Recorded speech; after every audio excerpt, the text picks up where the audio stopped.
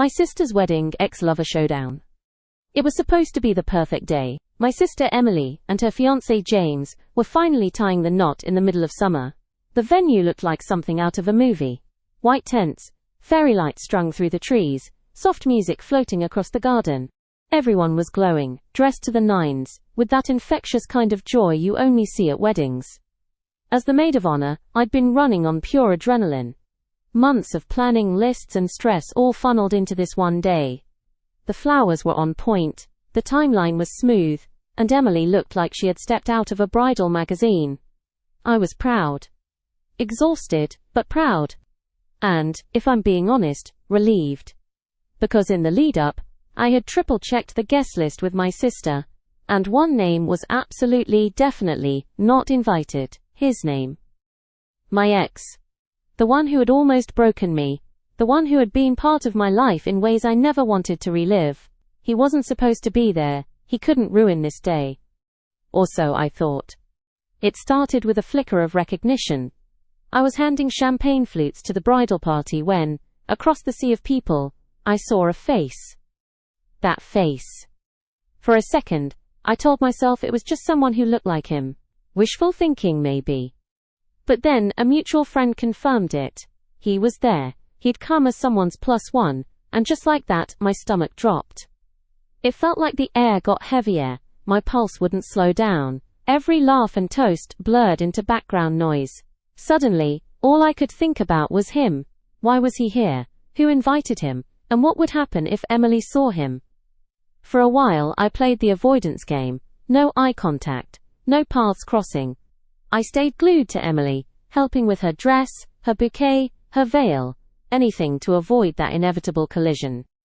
But of course, weddings are a maze of near misses. At the buffet table we almost collided.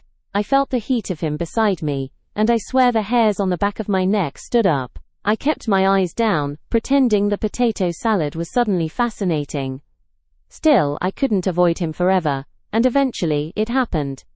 We ended up face to face near the bar. The music was loud, but the silence between us was louder. He smirked like no time had passed. "Didn't think I'd see you here," he said casually, as though he hadn't nearly shattered me years ago. I muttered something short, polite enough not to make a scene but firm enough to draw a line.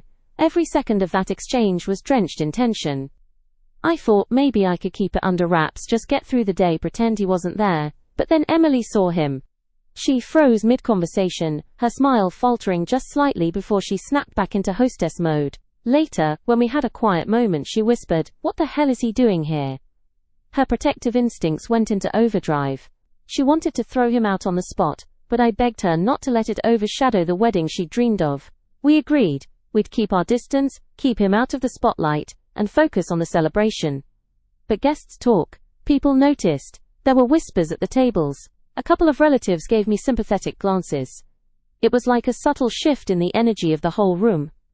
The rest of the night went on, but the awkwardness lingered like smoke after a fire. I plastered on my maid of honor smile and powered through the speeches and dancing, but inside, I was rattled. Looking back, here's what I've learned. Weddings have a way of exposing cracks you didn't even know were still there. Protecting your loved ones sometimes means swallowing your own discomfort to keep the peace. And sometimes, no matter how much you plan, life throws in a curveball just to test you.